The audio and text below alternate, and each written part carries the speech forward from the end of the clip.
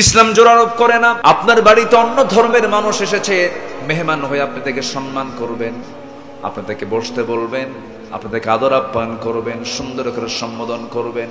আপনার ব্যবহার হবে সবচেয়ে মার্জিত ব্যবহার, পৃথিবীতে সবচেয়ে উন্নত ব্যবহার হবে। যারা ইমানদার তারা কখনো অমার্জিত ব্যবহারের অধিকারী হবে না।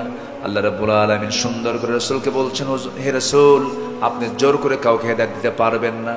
ওয়ালাউ শাআ রাব্বুকা লাআমানা মান ফিল আরদি কুল্লুহুম জামিআ আফাআনতা তুকরিহুন নাসা হাত্তা ইয়াকুনু মুমিনিন। জোরে বলুন আল্লাহু আকবার।